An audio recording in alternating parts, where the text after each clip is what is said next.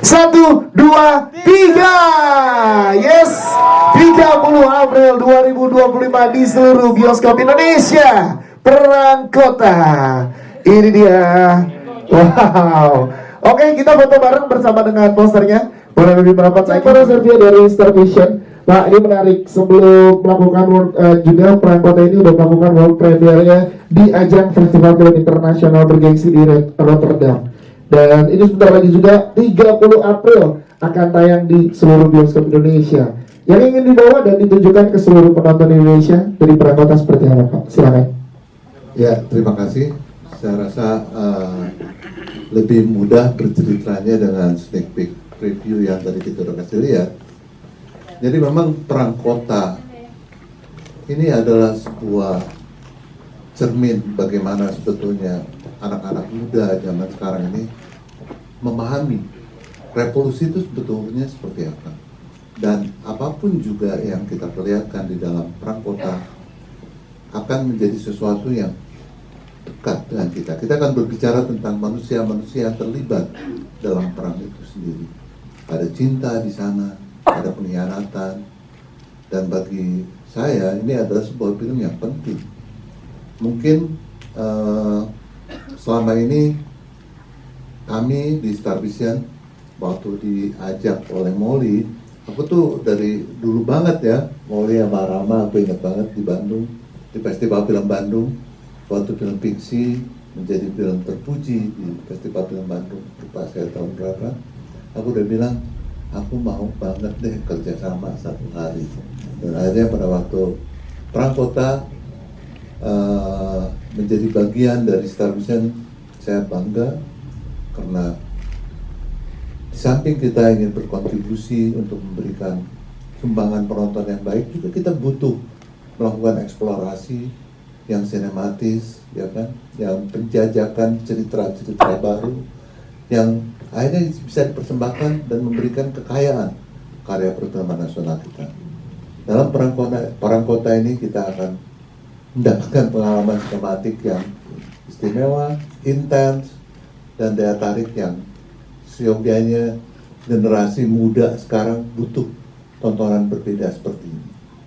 Mungkin itu. Yes, dan kali ini kan akhirnya berkesempatan Pak dari Star Vision bekerja sama dengan sinetron itu. Ya, thank you. Nah, ini dia. Bagaimana Pak pada saat itu Pak dengan Star Vision dan sinetron dari Perang Kota Mbak Molly sendiri ke paparan seperti apa waktu pertama ngobrol intens untuk idenya dan juga menjalankan produksi yang sangat luar biasa ini Pak? Ini udah lumayan lama ya, cukup panjang, dan sebetulnya pada waktu kita mulai obrolan ini pun malah akhirnya beranak pinak jadi dua malah. Iya itu. Karena memang saya merasa bahwa Molly paham banget apa yang ingin diceritakan dalam karyanya, dan ini menjadi sesuatu yang sangat menarik. Dan saya rasa prosesnya ringkas ya, enggak. Yang bikin lama itu sebetulnya bukan proses negosiasinya, ya, tapi proses syutingnya yang memang ternyata mengangkat sebuah film dengan periode yang cukup lama ya, di tahun 1940 ini bukan hal yang mudah. Dan saya melihat di sini seluruh kru yang terlibat, seluruh cast yang terlibat telah mendedikasikan dengan segala upayanya agar film ini bisa memberikan experience yang berbeda untuk penonton di tanah air dan internasional, insya Allah. Di Rotterdam responnya sangat luar biasa, dan saya juga berharap teman-teman ini pada suka nggak sih tadi? Suka banget. Itu yang paling penting kan.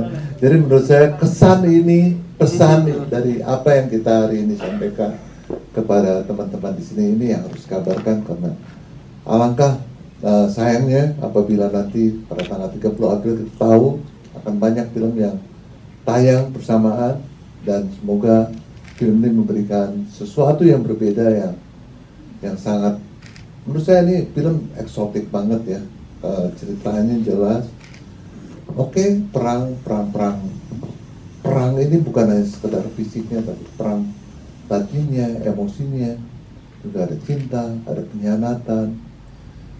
Saya sebetulnya maunya ngomongnya perselingkuhan ya.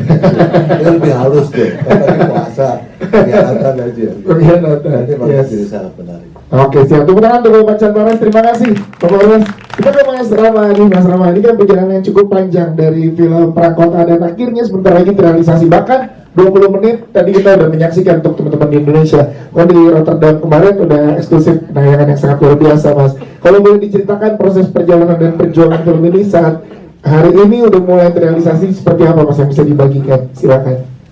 Terima kasih semuanya teman-teman media sudah hadir di sini. Saya dan mungkin teman-teman semua di Perang Kota sangat bersyukur kita bisa berkumpul di siang hari ini untuk sneak preview. Ya perjalanan Perang Kota kalau nggak salah waktu itu kita mulai di sekitar tahun 2018 atau 2019 gitu, 18 ya. Ya kita sangat semangat sekali dengan ide film ini gitu sampai akhirnya ketemu pandemi COVID gitu yang cukup lama. Tapi alhamdulillah waktu itu ya karena kami sebelumnya sudah pernah cukup malang melintang di beberapa festival film, kemudian kita mencoba untuk apply di beberapa platform yang ya karena pandemi gitu ya, maksudnya kan kita nggak bisa syuting, nggak bisa gimana terus akhirnya kerjaannya cuma bikin aplikasi, istilahnya bikin ngisi aplikasi kemudian kita kirim. Ya bersyukur sekali selama dalam waktu itu kita dapat platform ini, platform itu gitu yang mungkin akhirnya lead ke beberapa kerjasama dengan beberapa dengan co-producer di beberapa negara seperti Prancis, kemudian Belanda dan lain-lain gitu. Ya sampai akhirnya sekarang insya Allah bulan depan tanggal 30 April sangat tidak bisa dibayangkan sih bagaimana kami bersyukurnya gitu.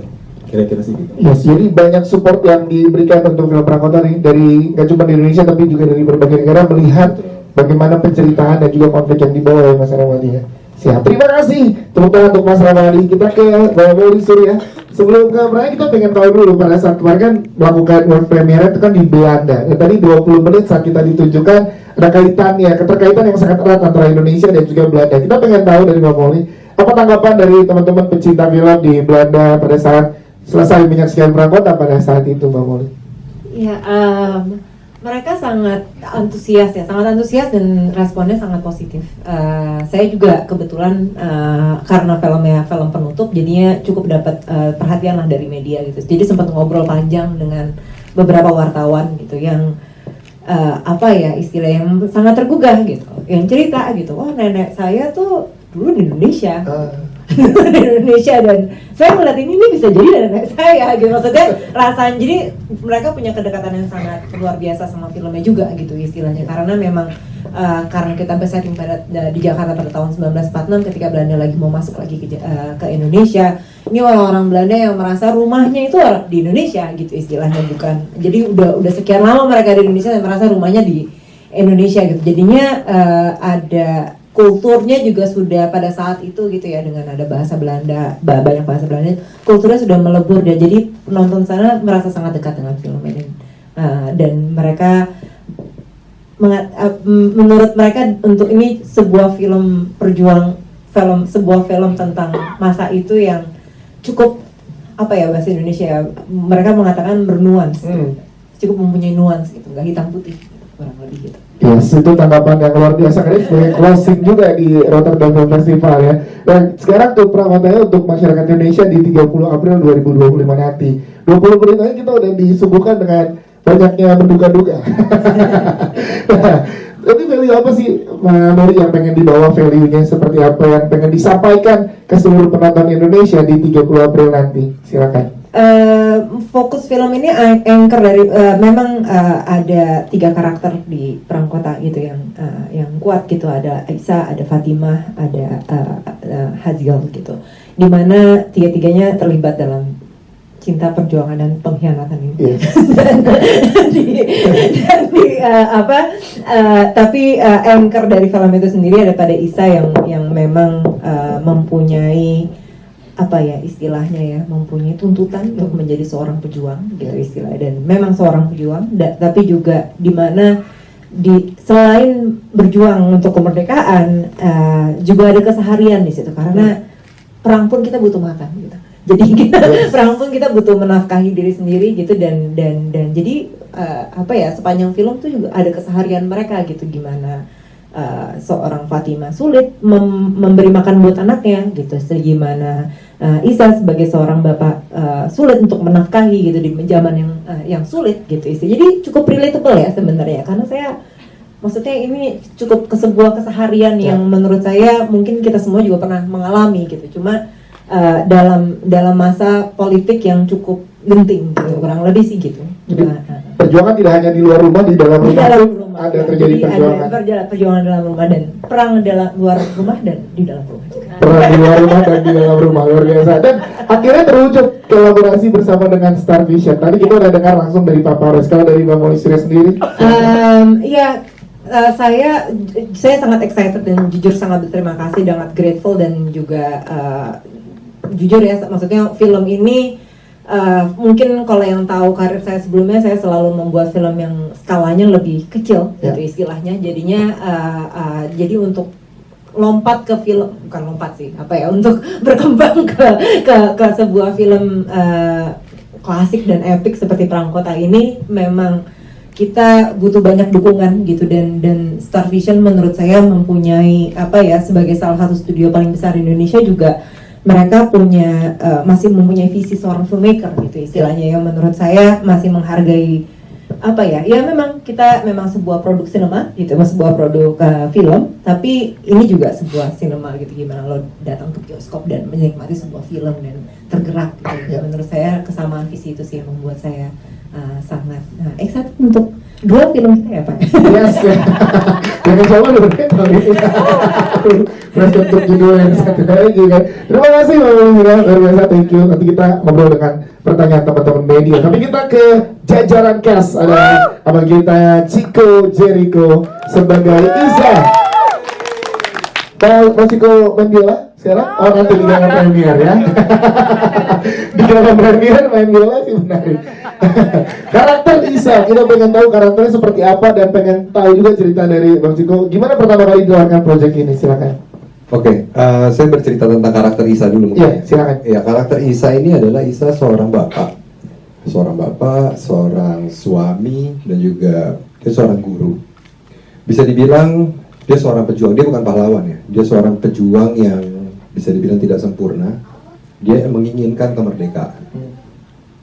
Gitu, di zaman yang benar-benar dibilang Indonesia pada saat itu sudah merdeka, tapi masih banyak penjajah saat itu, dan bagaimana dia bertahan untuk melindungi keluarganya, dan bagaimana dia harus menjalankan misi karena dia salah satu orang yang diseniorkan di dalam sebuah organisasi pada saat itu. Ya, baru boleh segitu karena tadi baru kita lihat juga 20 menit ya.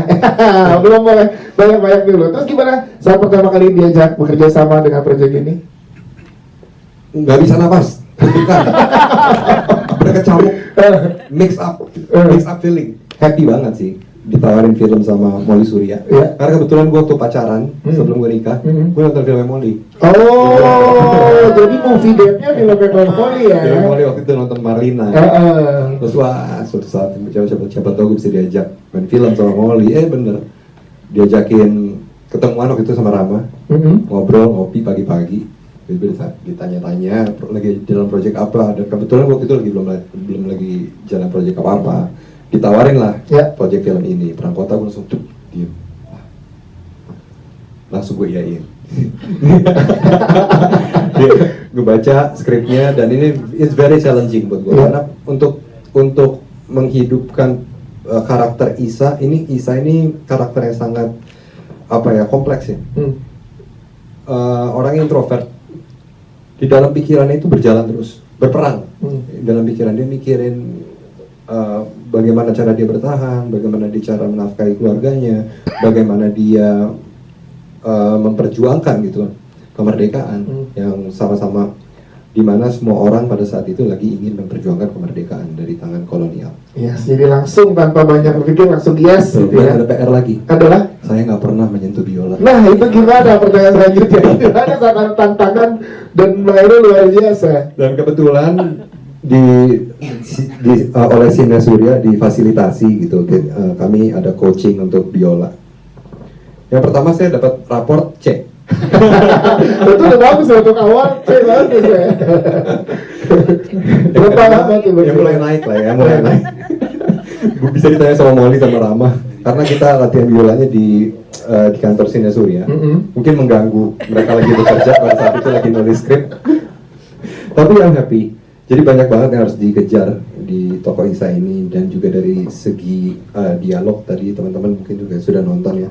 Kita harus mendeliver senatural mungkin bagaimana caranya, tapi berbahasa Indonesia yang baik dan benar pada era tersebut gitu. Yes, tepuk tangan untuk Mas Chico Jericho. Sebelum ke Junior lain, kita minta konfirmasi ke Mbak Molly Suri kali. Pemilihan Chico Jericho gimana ceritanya dan berapa lama tuh berarti proses belajar main biolanya juga?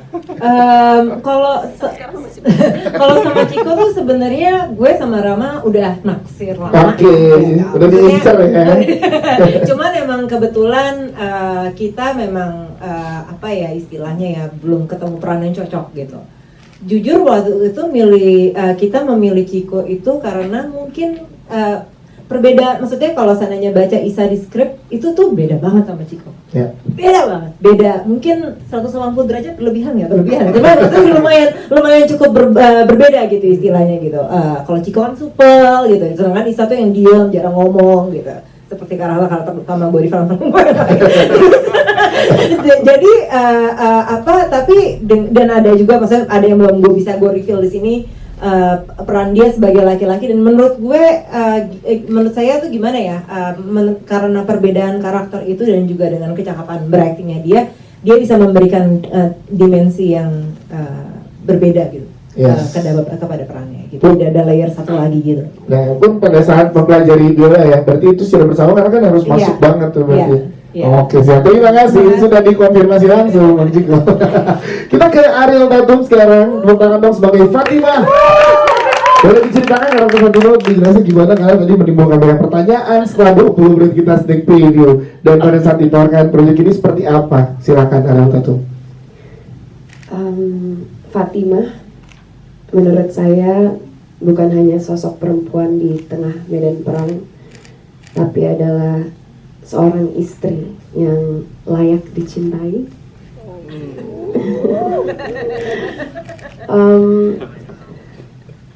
Peran sosok ibu di dalam diri Fatimah ini menurut saya sangat naluriah ya. Tapi di dalam situ juga banyak sekali layer kompleks yang luar biasa, yang saya diberikan kepercayaan luar biasa untuk membantu mengisi bersama selama proses workshop.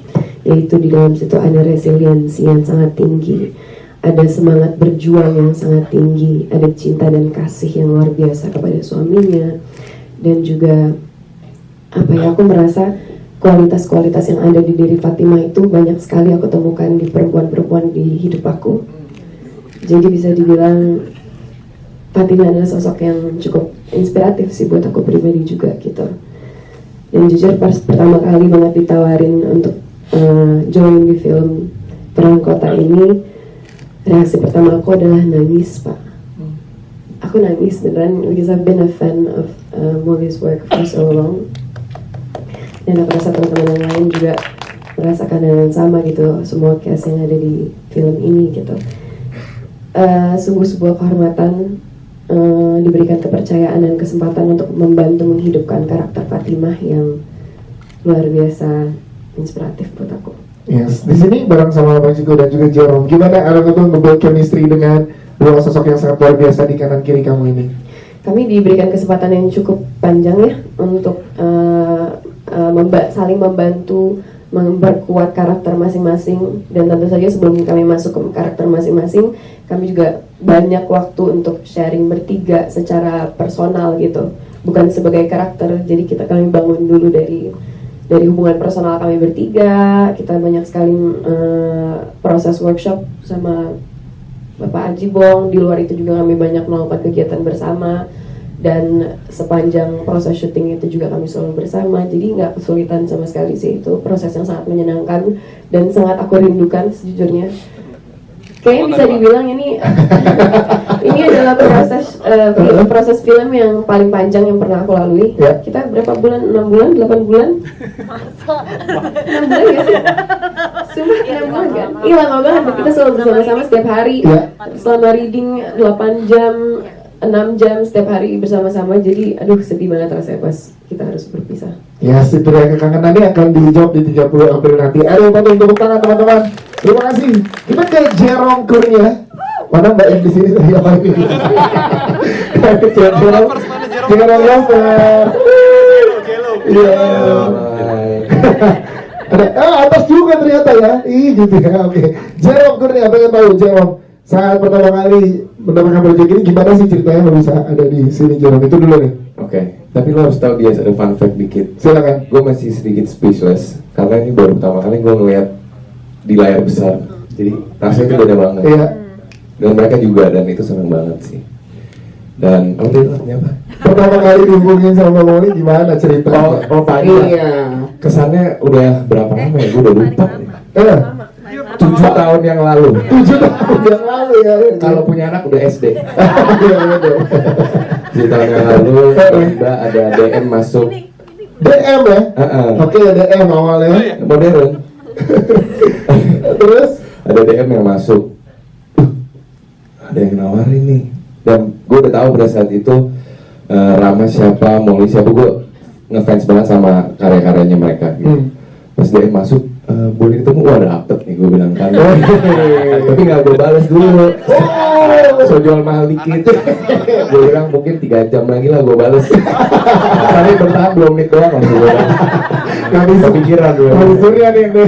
Nah, akhirnya setelah itu kita ketemu, kita ngopi pagi-pagi, ngobrol dan tukar pikiran mau bikin film Perang Kota ini. Dan sampai sekarang gue bahagia banget itu belum ada judul ya, tapi belum ada skrip kan. Oke, nanti kita ke Mamuli, tapi ke Jerome dulu. Silakan lanjutkan dulu. skrip. Makanya tadi gue pas lagi duduk di sini 20 menit selesai, pas mau maju ke depan, gue merasakan sesuatu yang gue udah lama gak ngerasain.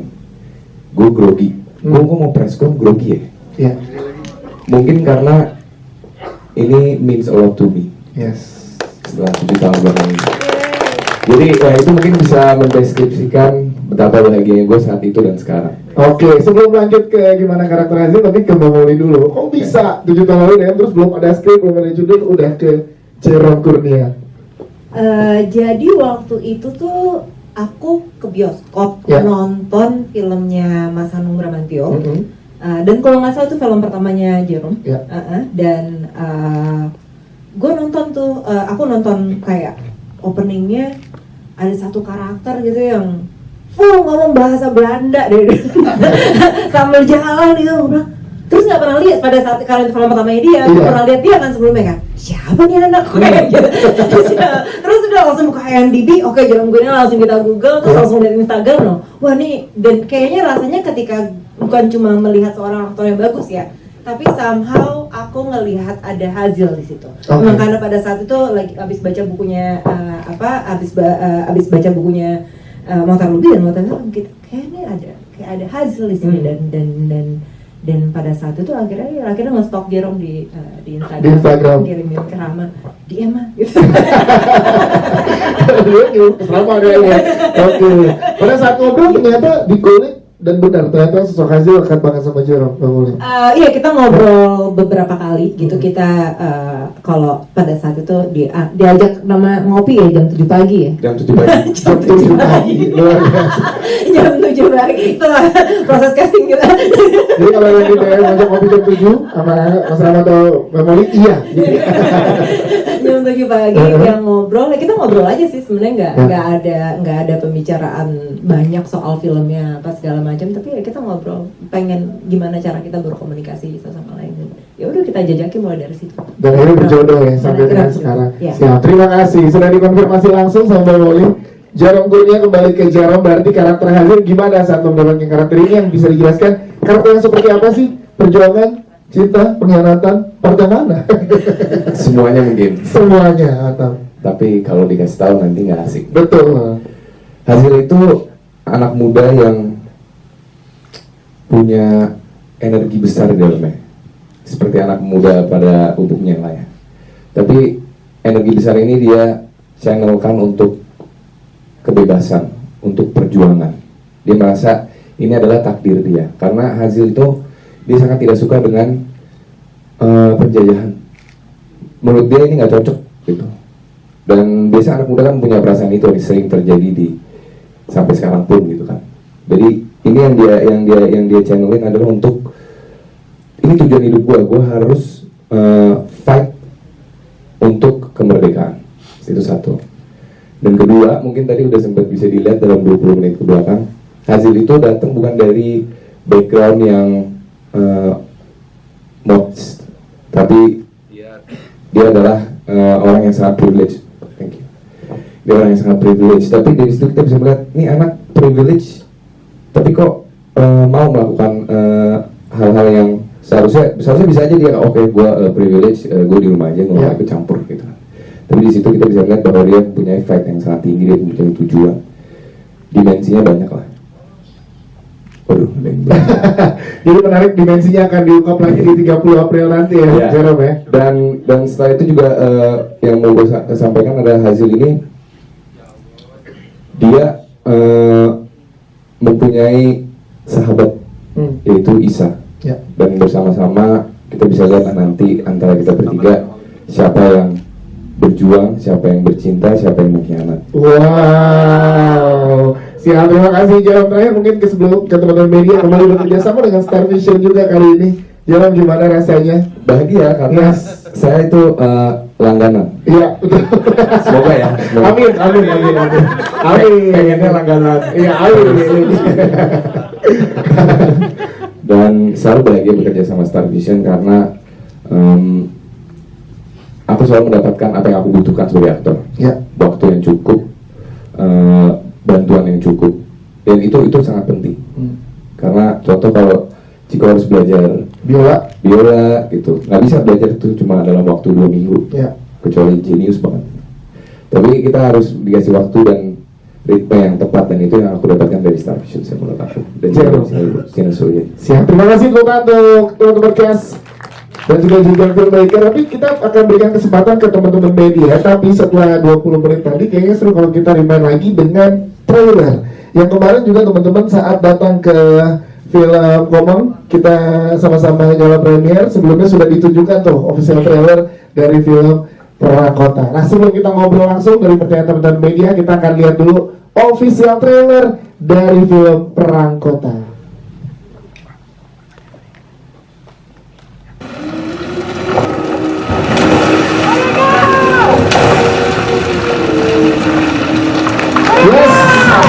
Itu dia.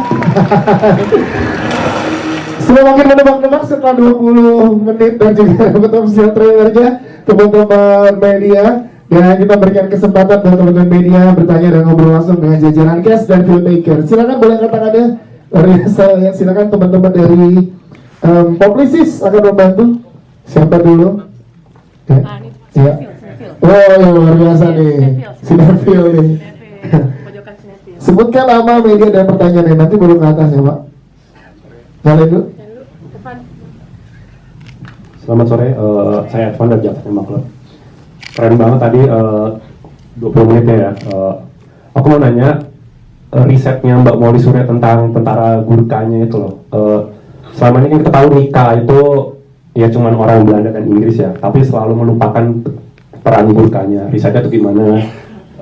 Sibuknya di mana ketika meriset itu, dan gimana sih kerumitan menyulap kota-kota tadi jadi pasti ribet banget kan? Lihat muka gue stres ya. Sampai sekarang nggak ngerti. Lagi stres ya. Ketika tayang di Rotterdam, apa tadi itu pasti banyak juga lah ya yang mungkin orang-orang India ya. Apakah ada pertanyaan, wah ada orang Indonesia berani ngedirect banyak orang India gitu loh atau Nepal di film ini. Dan kemudian aku hari ini bawa novelnya, jangan tahu dulu. Ada. Minta itu nanti minta tanda tangan semuanya. Semuanya ya, semuanya nih.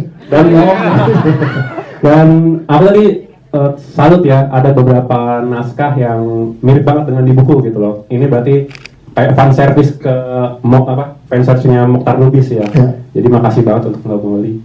Sama-sama. Ya. Dan tadi tukang becaknya itu Mas ini bukan sih Anggun Priambodo gitu. Oh Yes. Oke, thank you. Terima kasih. Ber-20 menit udah mau lanjut. Tadi apa pertanyaannya riset? Riset untuk gurkanya dan juga menyulap kota-kota tersebut. Risetnya cukup ekstensif ya, ekstensif dalam arti kata karena tadi kita ada di pandemi, sempat kan pas persiapan, pas nulis juga gitu.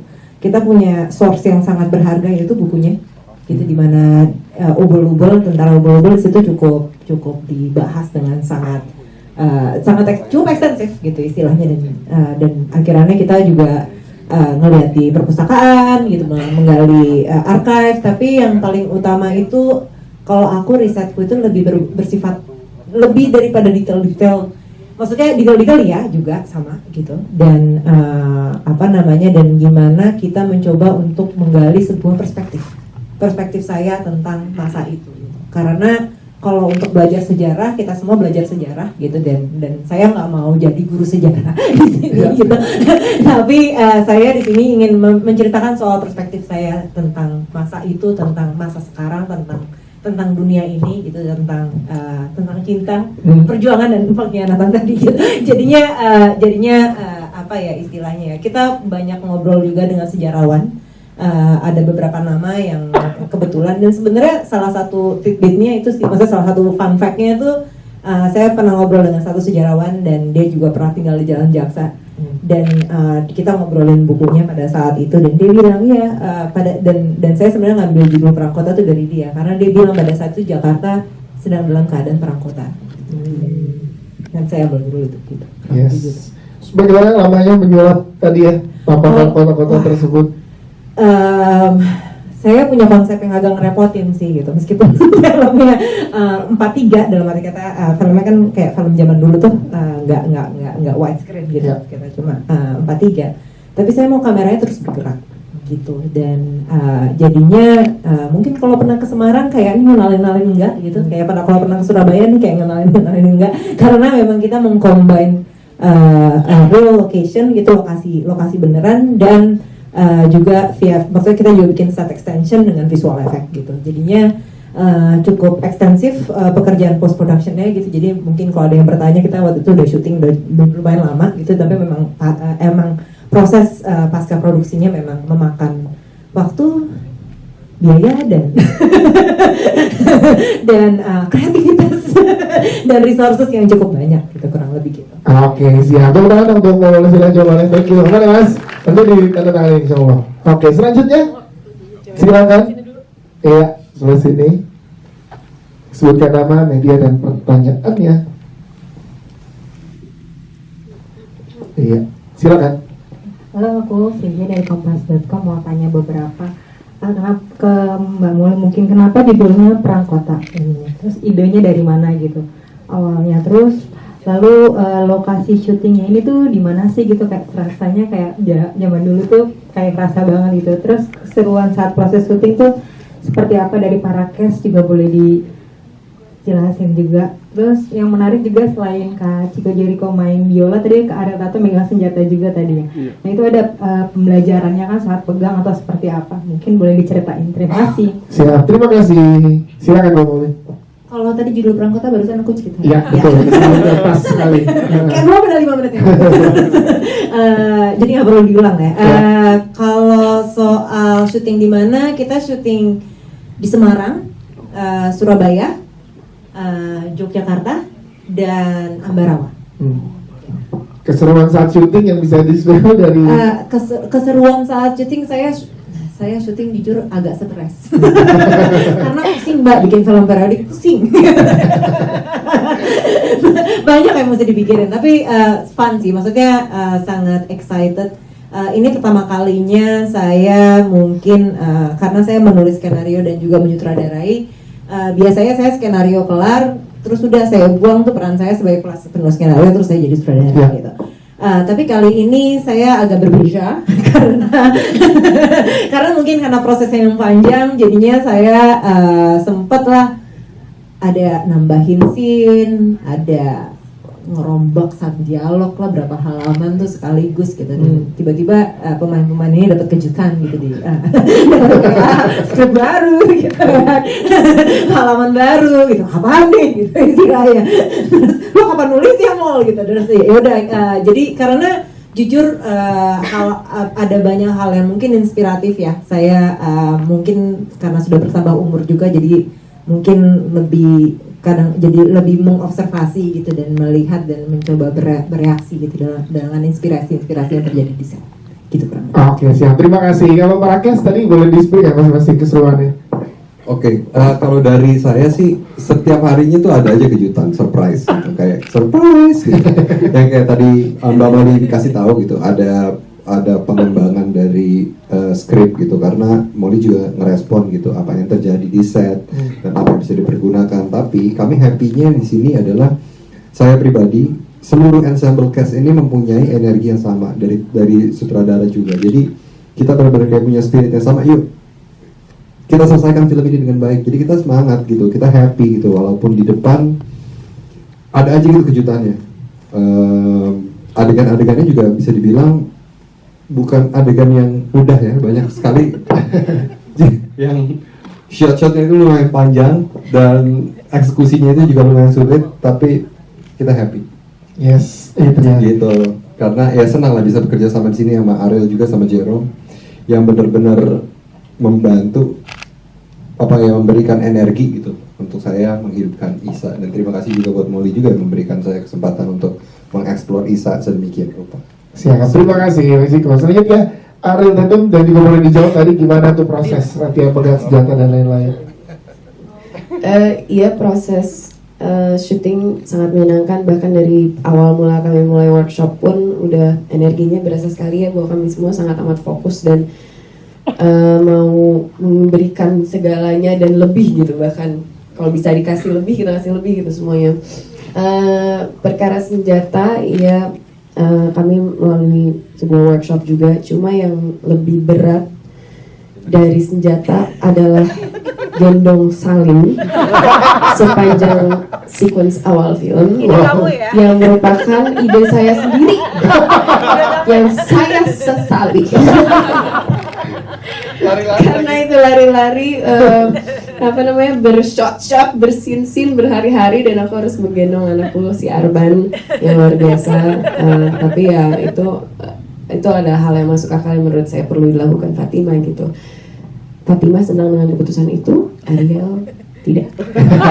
Tapi demi totalitas untuk Ariel Tatum masuk ke dalam Fatima, dilakukanlah hal itu. Gendong terus. Terima kasih Ariel Tatum. Kalau dari Jerome, ada nggak yang menyenangkan menurut sama proses syuting yang bisa dibagikan? Banyak sih yang menyenangkan. Proses-prosesnya yang gue suka. Kita banyak workshop. Ada workshop, gue ikutan juga workshop biola. Kita melakukan proses reading. Bahkan kita ada workshop intimacy. Oke. Dan itu menurut gue patut diterapkan di semua film di Indonesia yang mempunyai adegan-adegan intimacy, dan itu juga sangat bagus sih, jadi jatuhnya kayak koreografi. Yes, itu ya. Terima kasih Jerome, terima kasih teman-teman cast. Selanjutnya silakan, ada di mana? Oke. Tekan dulu deh, tekan dulu. Iya. Iya, sebelah dulu biar nggak naik turun. Silakan. Silakan. Aku Nuti dari Cinemax. Ini terkait sama Kak Ariel yang jadi Fatima. Tadi kan ada idenya lagi gendong itu dari idenya Kak Ariel. Terus ini kan dari novel yang lama, yang sastra gitu. Kira-kira apa lagi eksplorasinya supaya bisa relevan karakter perempuan dalam film ini untuk yang tontonan masa sekarang gitu. Mungkin bisa di-share. Makasih. Terima kasih Mbak Devi. Silakan Ariel Tatum. Terima kasih atas pertanyaannya. Pada awal sebelum kami memulai proses workshop, aku kebetulan pertama kali membaca buku Jalan Tak Ada Ujung ini pas aku SMP. Jadi begitu ditawarin film ini, dikasih tahu akan adaptasi dari buku tersebut, aku membaca ulang lagi buku tersebut. Dan mungkin kalau teman-teman pernah baca juga, mungkin tahu bahwa karakter Fatimah di buku ini itu banyak sekali yang bisa kami explore ya Mama ya. Dan selama proses workshop itu kami berdua benar-benar diskusi terus menerus apa aja layer-layer yang bisa kami tambahin untuk membantu menghidupkan karakter Fatimah ini yang memang pada dasarnya juga menurut saya pribadi masih sangat relevan untuk disaksikan di era modern saat ini gitu. Karena menurut saya Fatimah ini di luar yang seperti tadi saya bilang ada naluriah keibuan di dalam dirinya, tapi juga ada banyak sekali unsur-unsur inspiratif di dalam diri dia, seperti resiliensinya, seperti dia mempunyai kebebasan. Aku merasa Fatimah itu sangat punya hubungan pernikahan yang cukup merdeka gitu bersama Isa, karena Fatimah selalu bisa punya kebebasan untuk membuat keputusan, untuk berbicara, untuk mengeluarkan pendapat Fatimah gitu. Jadi itu sih menurutku yang membuat Fatimah itu masih relevan di era modern ini gitu. Oke, siap. Terima kasih Ariel dan Tom. Selanjutnya yang ada di atas sudah berdiri. Semangat. Iya. Silakan. Sebutkan nama, dari mana, dan pertanyaannya. Selamat siang semua, terima kasih. Nama saya Ilham dari Cinema Fans. Terima kasih juga untuk sneak previewnya dan official posternya, bagus banget. Yang pertama untuk Mbak Molly, tadi kan sempat mention format layarnya menjadi 4:3 gitu. Kenapa nggak 16:9 atau yang lain gitu? Apakah format ini akan rilis versi IMAX? Terus penggunaan subtitle apakah hanya muncul saat penggunaan bahasa asing saja? Dan untuk para cast, siapa sih karakter atau tokoh yang menginspirasi kalian untuk menghidupkan karakter Isa, Hazil, dan juga Fatimah? Apakah dari karakter pahlawan Indonesia kah, ataukah dari tokoh-tokoh yang lain seperti film-film action sebelumnya yang menginspirasi seperti itu? Terima kasih. Siap, terima kasih. Boleh silakan. Boleh pinjam mikrofonnya, Ariel boleh.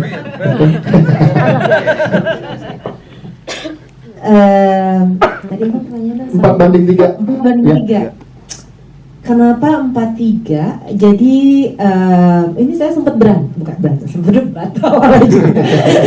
Banyak yang kenapa 4:3 sih mau? Kenapa enggak? Ada macam-macam yang mungkin kalau dari penonton awam cuma tahu 4:3 sama 16:9, tapi sebenarnya ada macam-macam. Dan 4:3 ada yang lebaran dikit, atas bawahnya kelihatan, terus ada yang widescreen. Kalau Marlina tuh dulu lebar banget. Oh, iya. Nah itu jadi saya ini ingin fokus sama karakter-karakter di film ini gitu.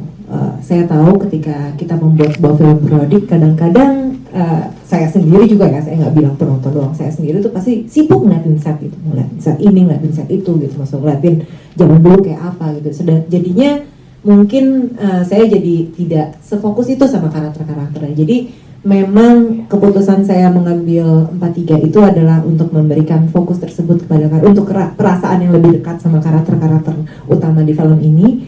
Jadi ada rasa, dan tadi kan kalau kita lihat 20 menit pertama ya, mungkin itu contoh yang sangat baik gitu, karena perspektifnya pindah-pindah kan, dari Isa ke Fatimah gitu, ke Hazil gitu, dan di situ kita selalu melihat treatment kamera yang cukup mirip gitu istilahnya gitu, dengan steadicam kita ikutin, makanya tadi susah bikinnya itu koreografinya mumet, cuman emang tapi salah satunya kalau seandainya itu saya bikin dengan format 16:9 widescreen, rasanya nanti jadi epic banget, rasanya jadi terlalu wah gitu istilahnya. Sedangkan saya ingin ada kesederhanaan di film ini, saya ingin ada keklasikan di film ini seperti kita menonton film lama, rasanya nggak mau terlalu modern, jadi kurang lebih untuk membalance itu.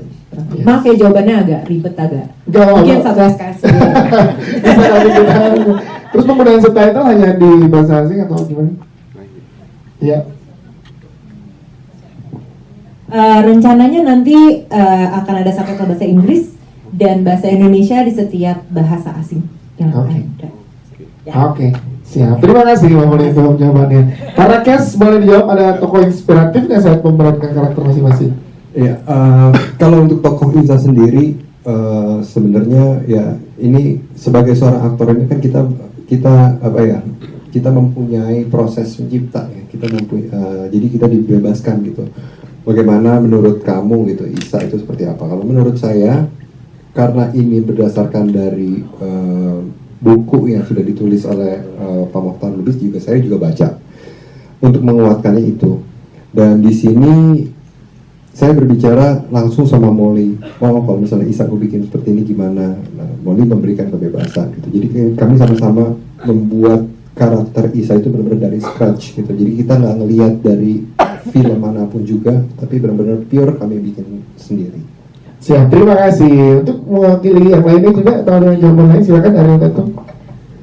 Iya, kurang lebih aku sama seperti yang barusan Ciko jelaskan. Aku juga menambahkan beberapa unsur selain dari bukunya, juga melihat sosok-sosok pejuang perempuan di era tersebut ya. Tapi terutama banyak sekali diskusi Hajah Rangkayo Rasuna Said bersama Mas Haji Bong. Terus juga tentunya banyaklah perempuan-perempuan lain yang juga aku ambil kurang lebih unsur-unsur yang aku rasa bisa masuk akal untuk aku taruh di wadah si Fatimah ini yang penuh layer gitu. Oke, siap. Kalau Jerome, silakan Jerome singkat. Kurang lebih sama interpretasi aku atas hasil dari naskah dan dari buku, ditambah dengan orang-orang yang aku kenal secara pribadi, itu diambil sedikit, kasih lihat ke Mbak Molly, cocok, udah. Gas, langsung ya. Siap. Terima kasih jajaran Gas dan juga Mbak Molly. Terakhir satu lagi mungkin silakan boleh dikatakan. Ya, ya di mana? Silakan dari Publicis boleh dibantu. Oke, Mas Jack ya, silakan Mas Jack. Oke. Selamat sore, saya Jack dari Media Indonesia. Saya mau tanya nih ke Mbak Molly, sebenarnya apa sih yang membedakan film Perang Kota dengan film-film periodik atau film-film sejarah Indonesia yang sebelumnya? Karena tadi Mbak Molly juga sempat mention menggabungkan set real dengan juga set extinction ya, yang ada SFX gitu segala macam. Nah, ini apakah juga ada kontribusi dari koproduksi dengan 7 negara yang ada di film ini gitu? Dan selanjutnya setelah dari Rotterdam kemarin dan sekarang di Indonesia, apakah juga akan ada chance untuk tayang atau distribusi di negara lain? Terima kasih. Oke, siap. Mau beli dulu silakan. Tadi ini apa? Sorry ya. Apa bedanya dengan film periodik lainnya? Periodik lainnya, mungkin ini karena settingnya cukup urban ya, cukup tentang keseharian gitu istilahnya gitu. Jadi meskipun ada cukup intens gitu, meskipun thrilling gitu, ada intens gitu, ada sesuatu, ada satu ketegangan gitu yang terjadi. Cuman kita juga akan melihat kesehariannya mereka.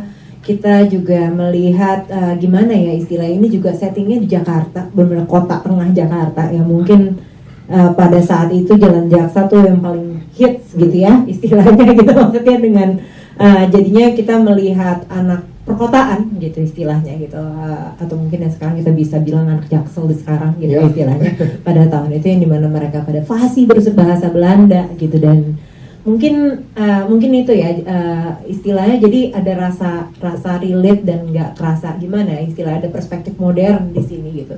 Ini bukan lagi film yang ditulis di tahun 52 gitu istilahnya. Ini bukan lagi cerita yang ditulis tahun 52. Ini adalah cerita yang saya tulis tahun 2023 ya. 2025 ya. 2022 ya. Pokoknya yang saya tulis baru beberapa tahun belakangan ini gitu, kurang lebih itu perspektif modern tersebut sih yang menurut saya yang paling berbeda. Yang paling berbeda dengan warna-warni, dengan fashion, dengan yang vintage gitu, istilah yang stylish gitu, yang mungkin mempunyai rasa dan tone yang cukup berbeda. Tadi ada set tadi. Iya, tapi pertanyaannya apa teh ya? Itu nanti yang ketiga ya. Udah tadi saya udah masih ya. Tadi soal set SFX. VFX visual effect ya. Oh iya, soal produksi. Iya, jadi kebetulan memang karena kita, jadi visual effect film ini dikerjakan dengan 3 negara ya. 3 negara, jadi ada yang di Amerika, Indonesia, ada di Belanda, udah 3 negara ya. Dan soundnya full di Perancis, kurang lebih dari, maksudnya di jadi memang pasca produksi yang panjang dan cukup ribet dan cukup banyak traveling. Jadi memang funding tersebut gimana caranya kita memang mau memasukkannya ke dalam layar gitu istilahnya, ada di script gitu Siap. gitu. Dan kalau soal distribusi tadi memang kebetulan film ini juga akan rilis di negara Belanda, di Belanda, kan teritorinya namanya Benelux, Belgia, Netherlands, Luxembourg kayak gitu. Belgia, jadi di Belgia, Belanda dan Luxembourg kita akan rilis bioskop di sana secara komersil tanggal 17 April. Yeay. Luar biasa teman-teman. Buat yang belum sempat bertanya di dalam studio ini, nanti akan ada kesempatan doorstop interview bersama jajaran cast dan filmmaker. Kita berikan tepuk tangan sekali lagi dong untuk filmmaker dan jajaran cast. Terakhir closing statement kita minta dari Pak Parwas untuk closing statementnya Pak pada siang hari ini, silahkan. Ya, terima kasih. Saya rasa mungkin yang tadi yang kita mau garis bawahi ya, yang Mbak Molly sampaikan. Ini adalah cerita baru ya Molly ya, bahwa betul ini judulnya Perang Kota, betul diangkat dari novel Lubis, tapi film ini adalah film untuk anak muda hari ini, untuk kita yang masih muda-muda seperti saya, seperti kalian hari ini.